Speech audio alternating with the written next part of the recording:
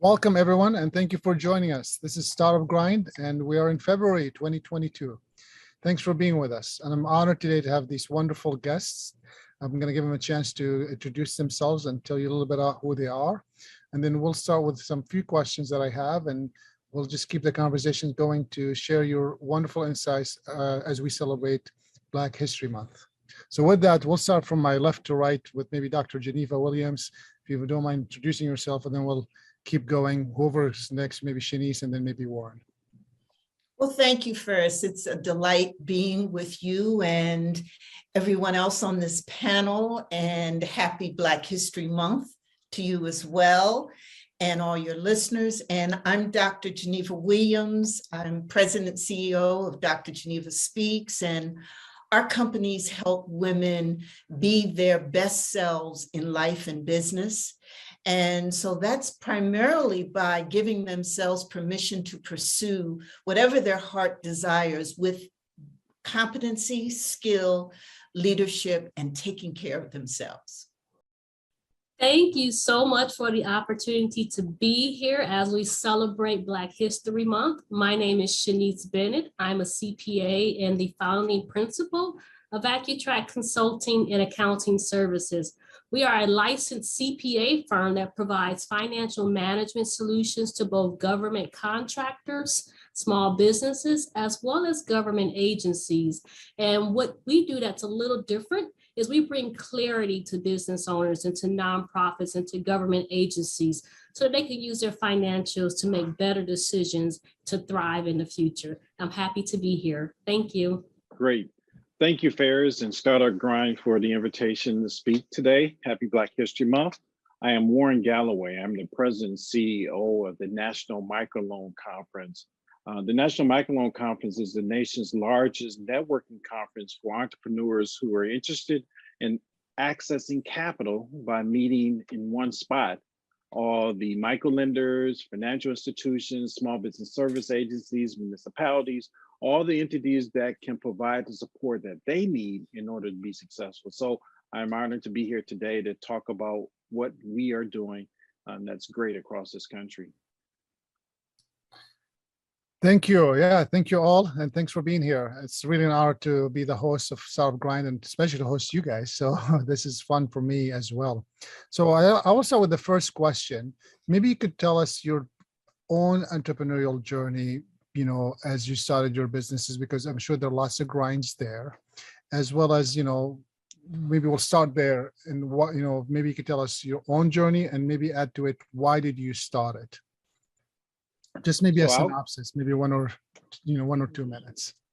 Sure, I'll give it a synopsis. For me, I back in 2005, I was the CRA manager for E-Trade Bank nationwide out of Arlington, Virginia. And just like a lot of people get in their corporate careers, they reached, well, for my case, I actually cracked that glass ceiling, but it was not fulfilling to me. And so I decided to leave corporate America and venture into the world of entrepreneurship, which required me to move back from Washington, D.C. to Detroit.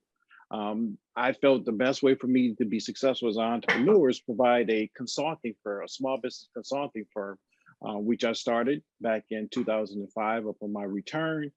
Started doing a lot of work with nonprofits, eventually started doing work with the state of Michigan, which I'm still doing work for the state of Michigan since then, providing coaching support to entrepreneurs through state agencies, business plan writing, feasibility studies, pursuing capital.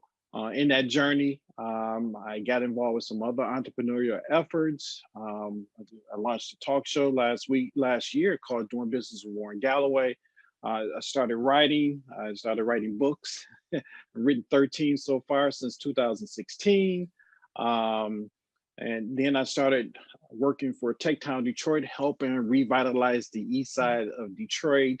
And that's how my entrepreneurial effort started. I left corporate America and felt that really I had a chance to make greater impact by coming back home to Detroit. And trust me, I love what I do because the impact that I'm making is changing or providing economic redevelopment in our low to moderate income communities and provide employment opportunities for those who live in those neighborhoods. Share my journey. The definition of grassroots is a good synopsis of how Accutrak was started. Pretty much like Warren, I come out of corporate America and with a finance background. And my background was in corporate finance, having to make an impact on what I thought was just a small impact on a bigger picture. Hence, that's where Accutrak was born. There's so many moving parts to a business. And ultimately, as a small business owner, every decision that we make or that you make is going to impact your business. But sometimes we get so narrow focused in either on our specialty or on our operations that we miss that. And one of the things that bothered me, or the need I saw, was there are a lot of capable, viable small businesses who have aspirations to grow and thrive, but they lack some of the back office expertise, specifically in the financial management and the accounting realm. We talk about access to capital with Warren. One of the number one challenges folks have is just qualifying, and qualifying being preparing the documentations for it. So I started my firm as a one person, initially working for Department of Transportation contractors and construction contractors. And based on their growth and their needs, we grew with them. We became a federal contractor because of a lot of our Michigan Department of Transportation clients were starting to work on projects with federal funds.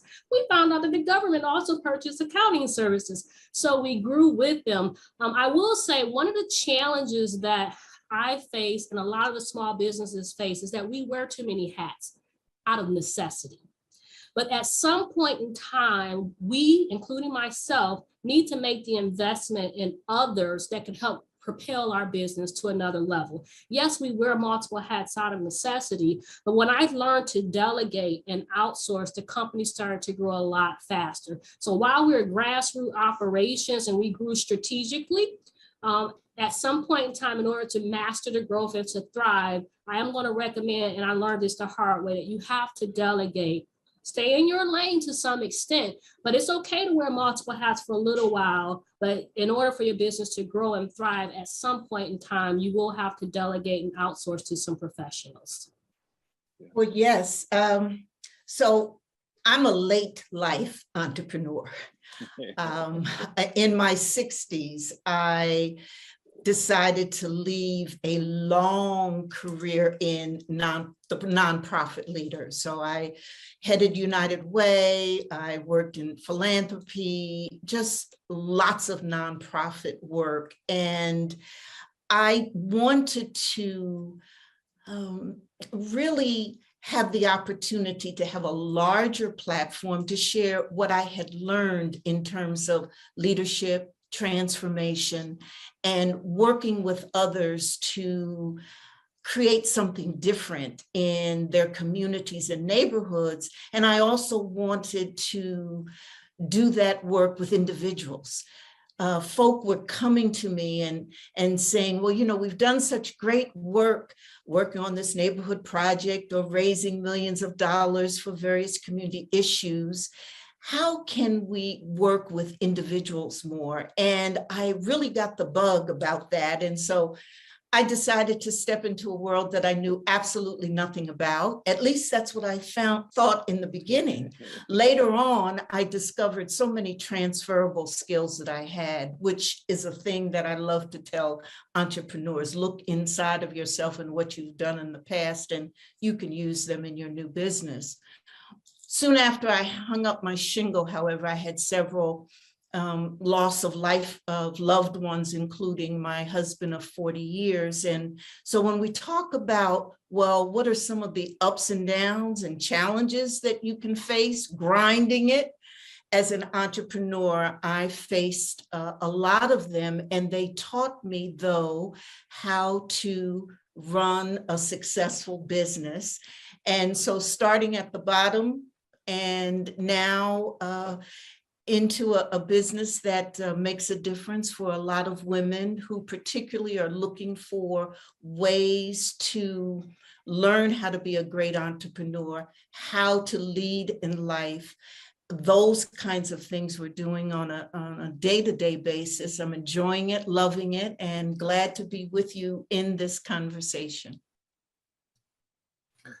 Wow. I mean, clearly we could have, maybe from Warren and Dr. Geneva's perspective, a book on each one of you, just your own journey, or books, maybe series of books about that, because I could just sense the depth just listening to you today. And of course, having known you for years, to the depth of information and insights that you may have to get, to get us to where we are today, being on this panel, sharing your stories with others.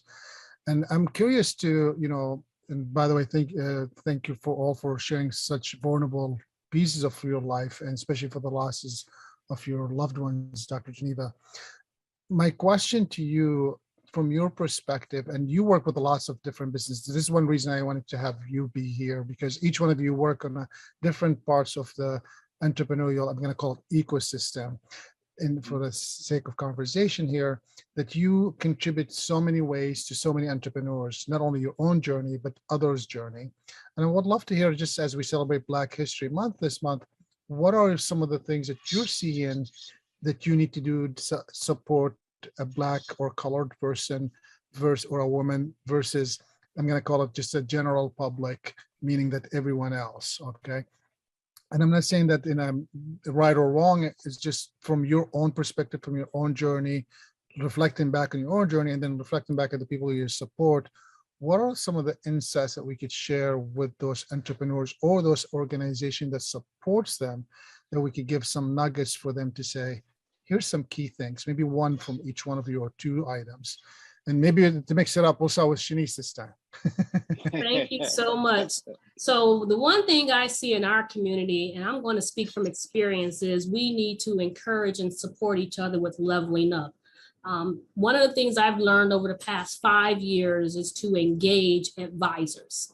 And one of my advisors, who's an African-American male who works for a medium-sized CPA firm, would always tell me, Shaniece, there are opportunities here, there are opportunities there. And my hesitation would always be, I've never done that before. And so because I've never done that before, I'm not going to go after that work. But he would always say, it's a lot of things we've never done before, but at some point in time, someone else learned how to do it. So why can't you? So encouraging each other to level up.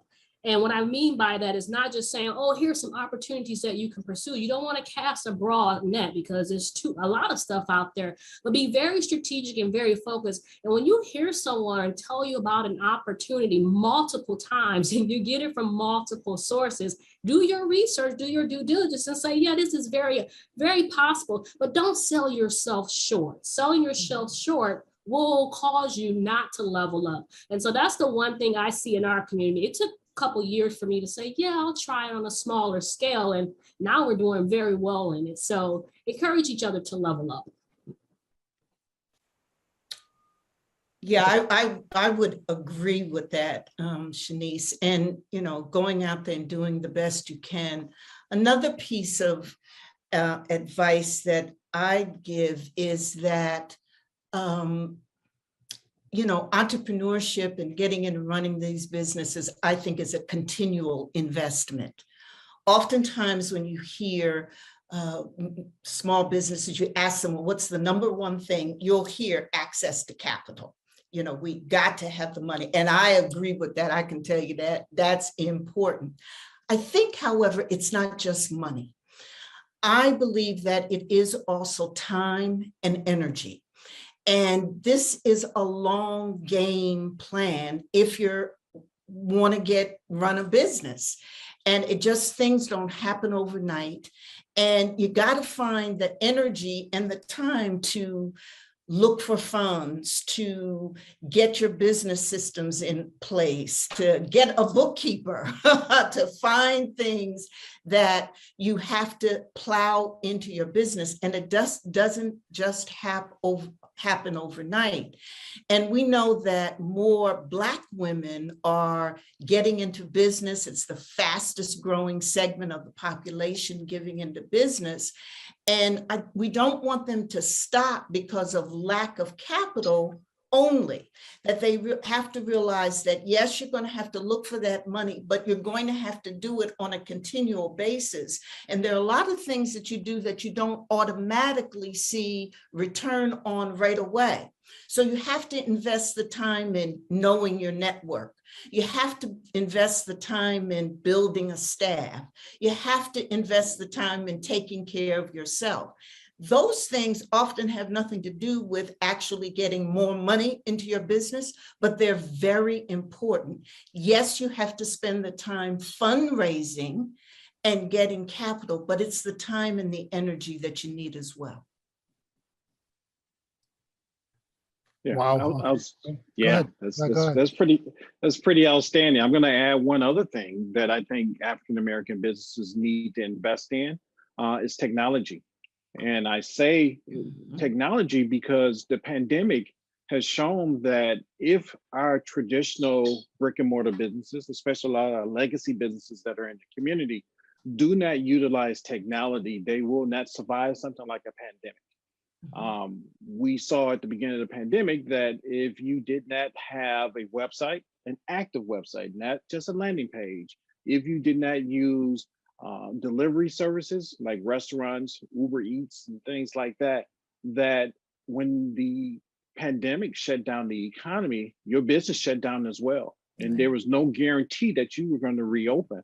The businesses who were already somewhat using technology and realized that in order for them to survive, they need to invest in technology quickly, were able to survive, and some have thrived. And what is being created as a result of the pandemic is something called a tech-enabled business, which means that you can have your traditional brick and mortar business, but they can become tech-enabled because now they're using technology to grow their business, or what I would consider to be create a new revenue stream that they will continue to make money from beyond the pandemic. So technology is important, and add social media to that. You have to have a well-developed marketing plan that includes utilizing technology to create or grow technology-based revenue streams for your business. So to me, that's has become very important for our businesses to survive and thrive. Wow, three great nuggets. I love all three of them. Level up. I'm assuming we could also say owning it, right? So a lot of times we shy away from owning that piece or being proud of it. I understand, because I struggle with that personally, to say I'm the owner of this, or I'm doing this, or I'm doing that. As a community, I think generally speaking, colored individuals as well as minority individuals think that they're coming across as bragging when they're speaking about their work, and in reality you're just sharing information about the accomplishment that you've been able to do. And I love your continuous education, because Dr. Geneva, that's never ending, right? So if you think you arrived, I also people, that means A, you're late, and B, you're dead. Or maybe both. So you're never arrived, because things are always changing, things are always shifting. You got to always keep on your toes, ready to see what's out there. And the technology, Warren, with what you're doing, and I think this is why I wanted to have three of you, because you somewhat give a complete picture of what a business would take to start and grind and keep going, and a small business to thrive. You need the leadership, you need the coaching piece, you need the finances, but you also need to know how to communicate, articulate your story for funding or other needs that you may need. So all three of you, of course, ISM potentially, coaching and training and management, could really provide amazing opportunities for the community in large, with the different components that we, each one of you providing. So thank you for sharing that insights. From, one other question I'm going to ask you to follow up on that. What have you done to enhance some of these three components within the community that you feel have moved the community forward to, I'm going to call it, to bridge the gap, to be more of the mainstream? So therefore, when they're applying for funding, their application is not overlooked at just because of who they are, or their background, or their skin color, or when they're stepping up to own the business and leveling up for it, that there's enough support in the back end to help them understand that yes, you could do this, and no, it's okay to make mistakes, right? I hear that a lot especially in the women conversation. A lot of times they might say, I'm sorry I did this. In reality, most times you don't even need to be sorry for anything. It's just what you did is what you did, and work was done. So I'm curious to hear from your perspective, what are you seeing that you're doing, and what do you see the trending happening that potentially we should, highlight or maybe shed a light on to fix it? So if you don't mind, I want to go ahead because you mentioned accessing capital. I do a lot of training on teaching people how to become successful in applying for microlending funding. And I actually wrote a book, How to Successfully Apply for a Microloan. And what I created was 14 steps that a business owner would, and I call them steps, but really 14 questions that an entrepreneur will ask of a lender to see if that lender is a good fit for the loan that they need. You say, well, why is that important? One, I don't want people spinning their wheels, going and applying just to be applying to try to get money. One, you have too many inquiries on your credit card, and it becomes frustrating. Then you start to say, oh, they're making it difficult for me to get money. No, I tell business owners, listen here, I'm going to teach you how to take control of this process. There are 14 steps that you need to know, which you turn into questions, and you talk to every lender. You ask these questions of every lender to find out if the lender that you need for your business is a fit for you. And by following these steps that I put together, now they enjoy the process more. They feel as if they have better control over it. And they will only identify the lender or lenders that will provide them the funding that they need, not just any money, but the funding that they need. And that makes a huge difference, because when we look at Detroit as an example, money is being lent to business owners. Is it the banks? May or may not. But guess what? We have CDFIs, we have micro lenders that are out here, and then we have some banks that get it. They create community development loan products for small businesses. But how do you navigate that environment? And that's what I teach entrepreneurs, hundreds of entrepreneurs in the city of Detroit, how to navigate those waters to be successful. And the goal is, if you follow these steps, it just puts you in a much better position to get a yes declination for the money that you need. So that's how I've been approaching it. Yeah, and I think sorry, I just want to add to his book. I think your book is awesome, by the way. That's all. Go ahead, Shaniece, go ahead. And so, Faris, you alluded to this a little earlier. One of the tips that I think that we can do as a community, underserved minority community, is share our successes.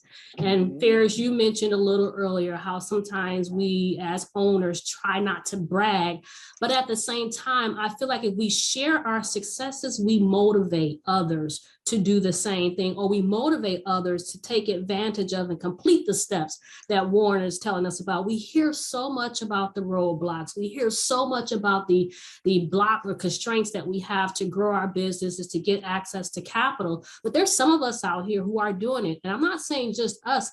I work with small businesses. There are a lot of small businesses across multiple industries, startup businesses, businesses in second and third generations that are still getting access to capital. And I think if we hear more of those positive stories, we begin to spread the motivation, we begin to spread the positivity, and we begin to motivate and encourage others and give them the foresight to say that, yes, this is possible. Yeah, we know about the constraints, folks. We hear about it all the time. But there are some small businesses who are actually growing, starting with the CDFIs and then eventually what I consider graduating to a commercial loan. Share those success stories. Some of us need to hear that in order for us to pursue and take the same steps. I agree. I also think it's important for us to make sure that entrepreneurs understand the importance of investing in themselves as people, as individuals. You know, if you're an entrepreneur, particularly, a small business owner, you are your brand. And so how you portray yourself, how you take care of yourself, what you say about yourself, your confidence, all of that is part of the packaging. And if you were on a shelf as a product, as an entrepreneur, you want to look the best, you want to feel good, and you want to do good in your community, which I think is that other important part that we can help entrepreneurs understand the value that they bring by being an entrepreneur, a small business owner in their communities. Because what the research tells us is that particularly Black business folk who are in communities often mentor in their communities and are active in their communities. So it has a ripple effect. So all of this has to do, I believe, with investing in yourself. Now, I've spent some of the coaching that I do is around this whole area about the ROI, the return on investment is in you. And I've done trainings with AARP nationally as they encourage folk to get into starting a new business, starting a new career, and getting into those turning points in life where you really want to look at yourself and think about your vision and your goals and how you're influencing and how you take care of yourself. So I think more and more, as Shaniece was saying, telling the success stories and also looking deep into how people take care of themselves and others and are providing that self-care. Because, you know, Faris, we as entrepreneurs, we can't just take care of everyone else and run our business. We have to find the ability to drink while we pour. That is, renew ourselves while we're giving into others, while we're running our businesses, while we're selling our products. And we need to figure out how to do both, and we can. And I think it's important not only for us as individuals, but what we give back to the community. Man, that's powerful. You mind if I add on to that? Because one of the things that I always tell entrepreneurs in the city of Detroit, I say you have power as an entrepreneur. Once you decide to open up that brick and mortar, this is bigger than just you, because the impact that you have, I tell people all the time, I grew up off of Livernois and Grand River. I shot down at Oakland and Grand River, Greenfield and Grand River. And back then you had the J.C. Penney's, you had the Sears, you had Cunningham Drugs, you had all these big box retailers who were located in these business corridors. They no longer exist in Detroit. So the greatest empowerment that we have as Black people is that now we can come in to those same big boxes that had the large retailers and set up shop and start a business. And what does that mean? That means that we create an economic engine to build generational wealth for us. But more importantly, we have the opportunity to employ people from the neighborhood. When when I graduated from undergrad in '88 and before I went to law school, you know, people who graduated from college who was from Detroit, they didn't come back to Detroit because there were no opportunities. But guess what? If we revitalize our own business districts throughout the city and provide employment opportunities, those younger kids who are watching this happening because their family members or relatives or neighbors are working down the street at a clothing store, and they talk about how much they love being in the neighborhood and being able to walk to work, then they're looking at this like, wow, when I go to college, I want to come back open up my own business. I want to hire people from the community as well. It changes the narrative. So we are empowered as entrepreneurs to really make a huge difference, a huge change in terms of the outlook of our community and the outlook of the future of our city, and that is our youth. So I just want to add that on there as well. And, you know, I think too, Warren, this is the time to leverage the times that we're in right now, especially for people of color who want to get into business, because there's a lot of attention on what's happening. We know that, you know, small businesses account for what, half the jobs in the United States. We know the Black Lives Matter movement has focused attention on Black folk. And this is a great time to leverage what's happening because there are more opportunities for Blacks to start businesses, to get out there into entrepreneurship. And I think as we talk about these subjects about how do you successfully run a business, how do you maintain a business, that on that table, when we lay out these things, that we not only talk about the need to access capital, we also talk about these things that you mentioned about, the social value and what it means to be seen as a Black person, particularly a Black woman in a community running a business. We need to talk about that. We need to teach entrepreneurs that, listen, ready is a lie, that you need to just get it done, step out there. You're never going to be ready. Getting it done is better than perfect. These kinds of practical things that happen every day, because we as entrepreneurs, that's what we do. We solve problems every day. And I think we need to talk more and more to entrepreneurs about what really happens on a day-to-day basis in these businesses. And I tell our entrepreneurs as well, is that you don't have to do this journey alone.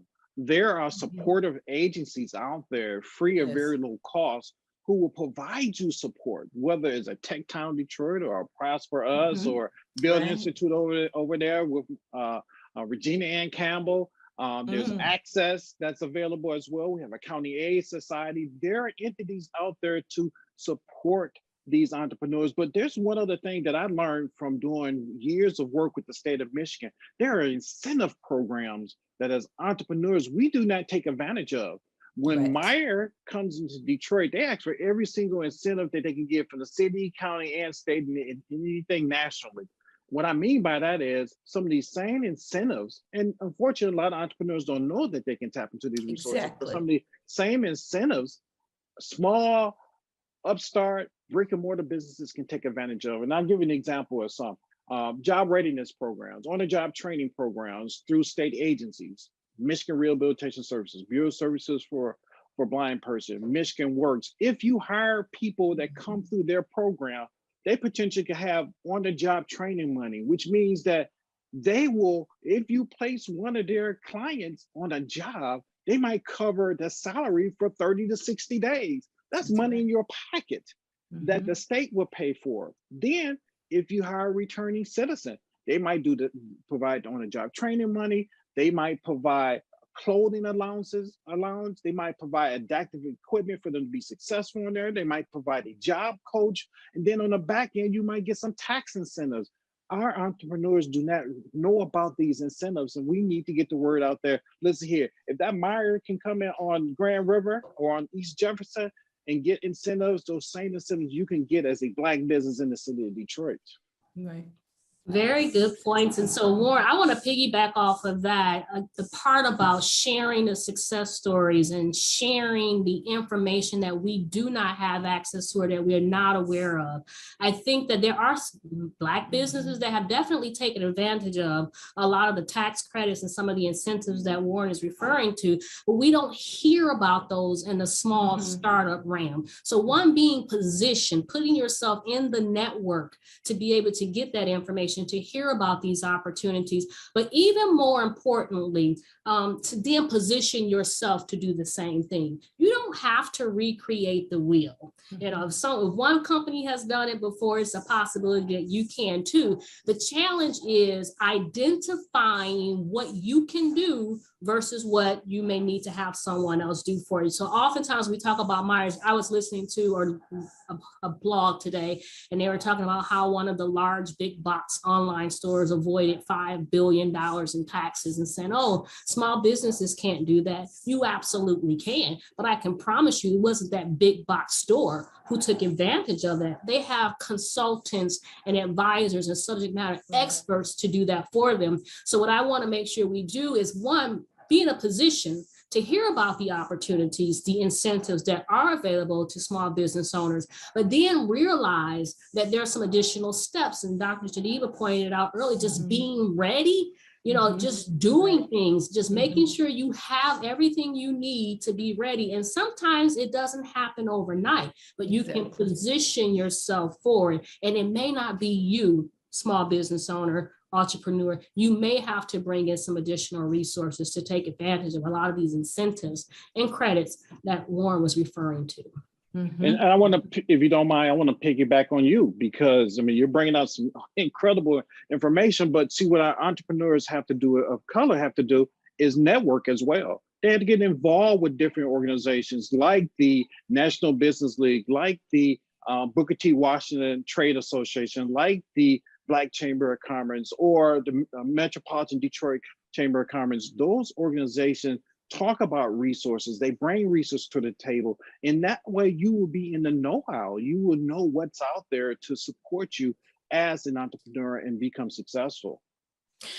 You know, Warren, the thing, you know, I couldn't agree with you more. What I know I experienced starting out, and again, recognize I was in the middle of everything, networking, running organizations, when I was in the nonprofit, where I was out there everywhere, okay?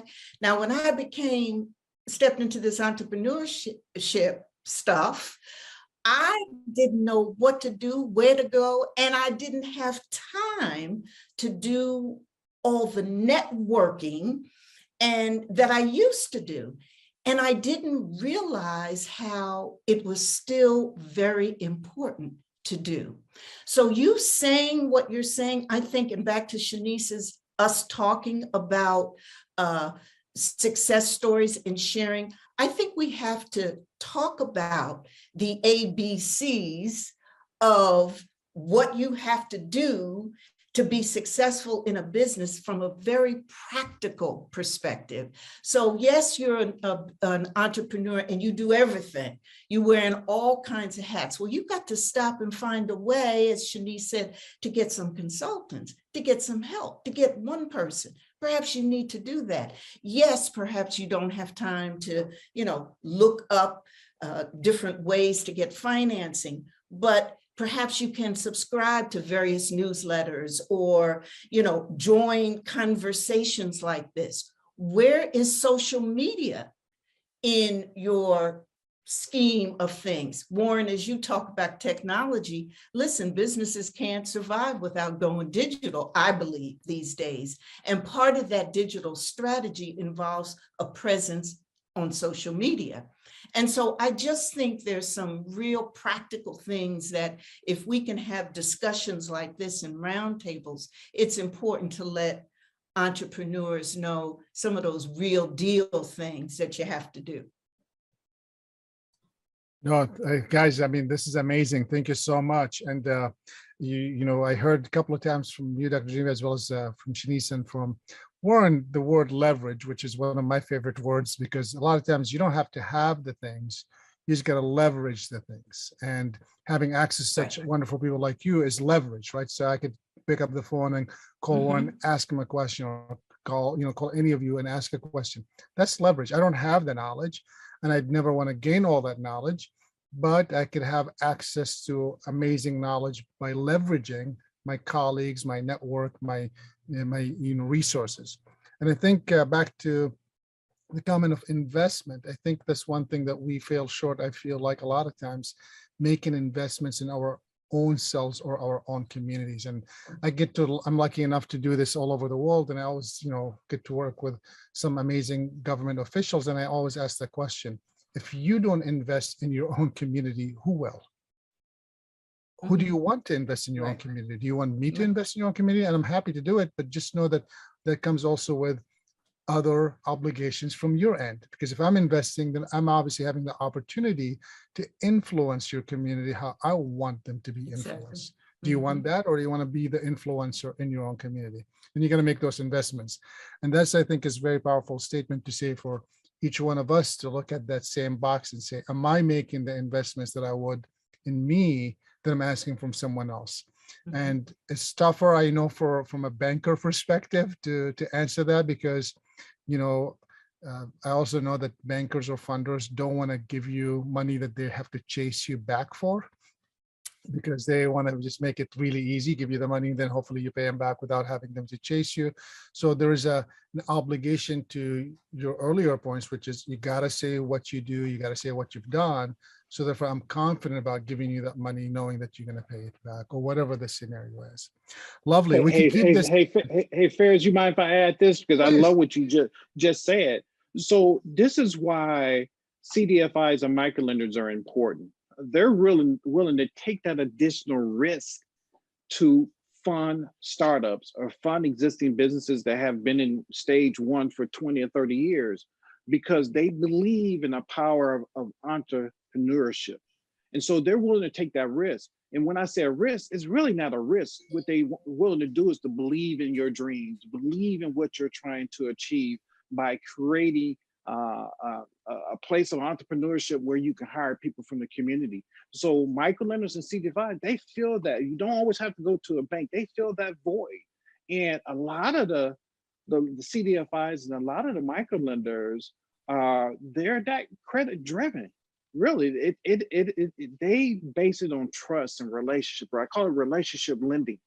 And you might not have the greatest profile, but guess what? You still have access to capital through these organizations, or you can have perfect credit. Perfect credit does not guarantee you even be approved by a bank, because guess what? Right. Some banks might not lend and say, i.e. in the restaurant industry, or you might not have enough equity in the business. They might require 20% equity. You got 5% equity. Well, you got perfect credit. That doesn't mean anything to them because you do not meet the underwriting criteria. So guess what? You have these lenders, the CDFIs and micro lenders, who have relaxed underwriting criteria that make it easier for you to access capital.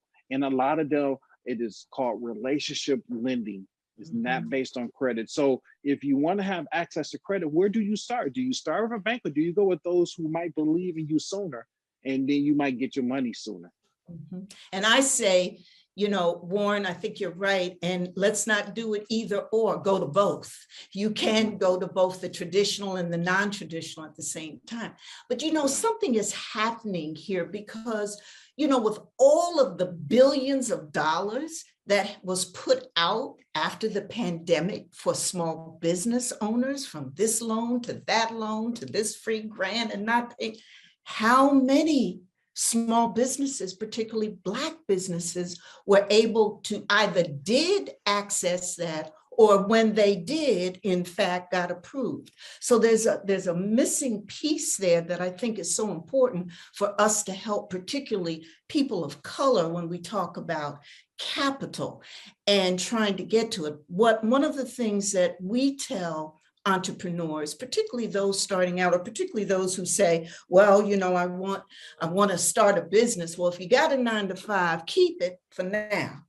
And, use that money, build that money to you be your own venture capitalist. And you use that money, and Shaniece could talk to you about it. Find someone like her who could, help you learn how to manage your money better, so that in fact you have your own capital when you move into your business or to a new business, or when you start it. And then some of these things that I think we should tell entrepreneurs who are in business or want to start business, and the importance of using personal savings and going to family and friends, if you can, that is just as legit when you're starting out, because the real point is trying to make it to that 5-year mark, isn't it?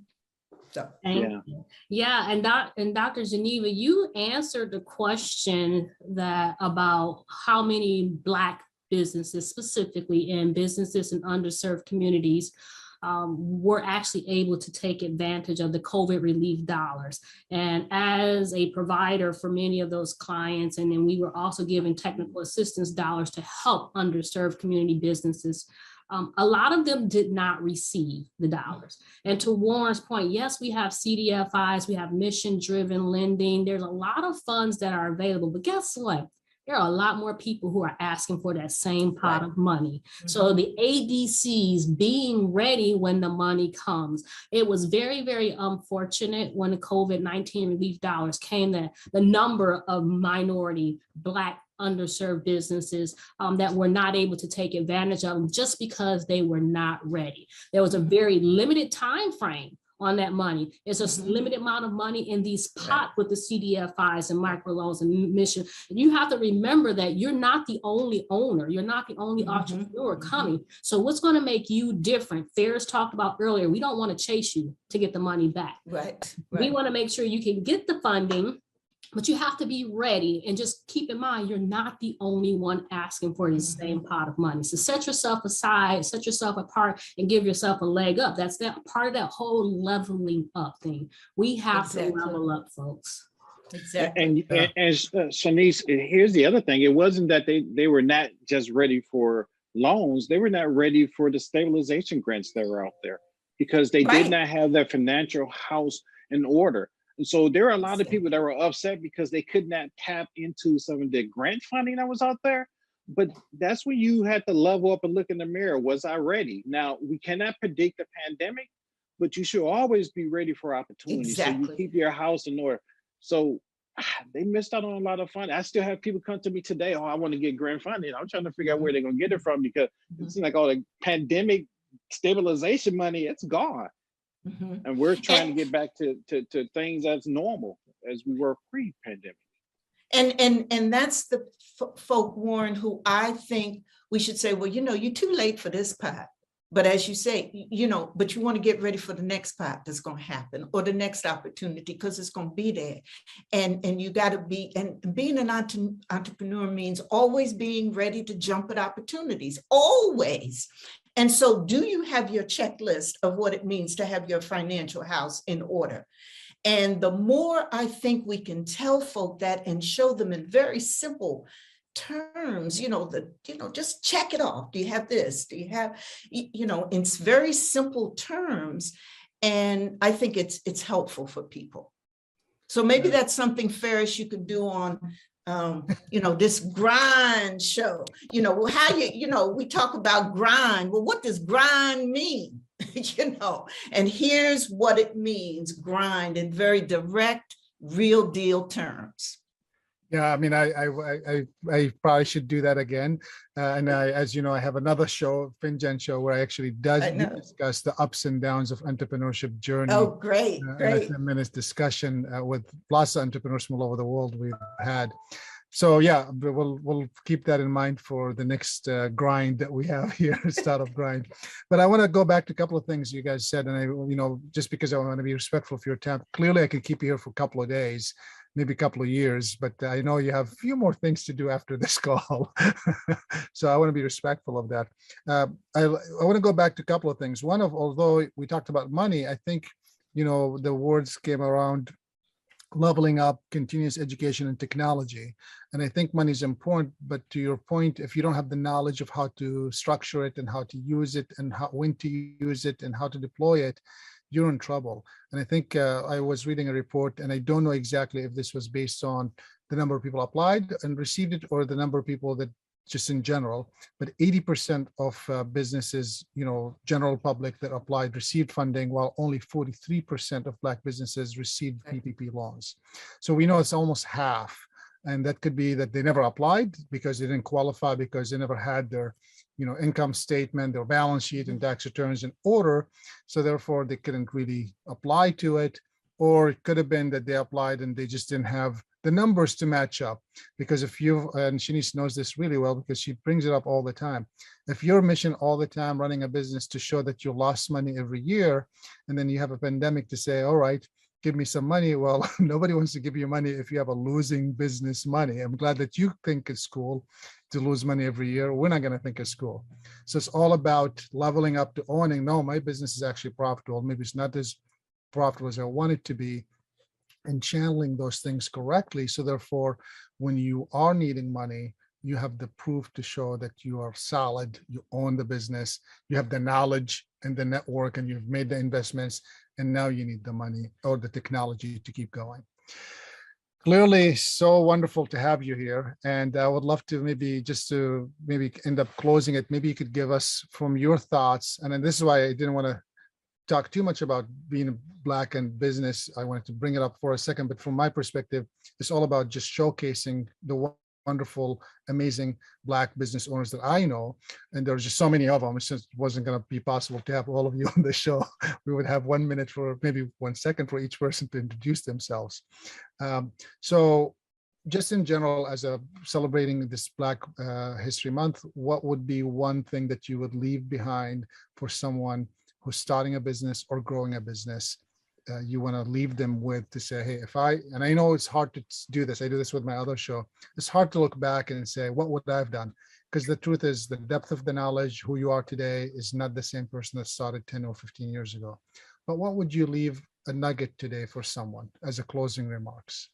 And we could mix it up. I think we started with, well, I'll let you guys go. You decide. I'll go because mine is very brief, short, and to the point. So one of the faux pas I had was casting a broad net. In other words, I was trying to be the jack of all trades, like many other entrepreneurs. My recommendation is to specialize, be a subject matter expert. And from a CPA's perspective, and Faris just alluded to this, the only businesses that pay income tax are businesses that actually have positive income. Keep that in mind. Mm-hmm. Yeah, well, mine is that know that your skills are transferable. Particularly if you're moving from one career to another. I thought that being in nonprofit world and, not because the bottom lines are very different between a nonprofit and a for-profit organization. And so I thought I had to learn everything new, and I thought I had to be perfect before I could do anything in learning that. None of that was true. And just do it, just go on out there, recognize, understand that the strengths that you have, if you run a household, if you manage children, and if you, you can communicate, you talk with your neighbors, you can transfer a lot of those skills of managing budget, communication, setting visions, et cetera, over into running a business. So always believe in yourself and know that you have assets that you can use. I'll keep mine short and simple as well. I tell business owners, seek out a mentor, a business mentor. Listen here. What's the best way to avoid mistakes? Learn from others. Seek a business mentor. If you're a restaurateur, find an African-American business restaurateur who's out there, who's experienced, who's been through the ups and downs, so you can lean on them with questions and guidance and support to help make sure you don't duplicate some of the things they did wrong, but also duplicate the things that they did successfully. So seek a mentor. As a growth company, hey, reach back and mentor a startup restaurant to help them come through and be successful, because a win for another restaurant is a win for you, because there's power in networking. And then if everyone wins, everyone grows, the economy grows, the community changes, jobs are created, and now you're part of the solution, not the problem. Wow. I feel like each one of these nuggets we could keep unfolding for days. So I want to just take this moment and say thank you so much for being with us today. Thank you so much for making the time. Thank you so much for sharing your insights, your own journey, and being vulnerable as well by sharing your own insights. And I want to say on behalf of the Startupgrind Detroit, thank you. And happy Black History Month. Until next month, I appreciate you. I'm Faris, Alami, founder of International Strategic Management and the host of the Startupgrind Detroit.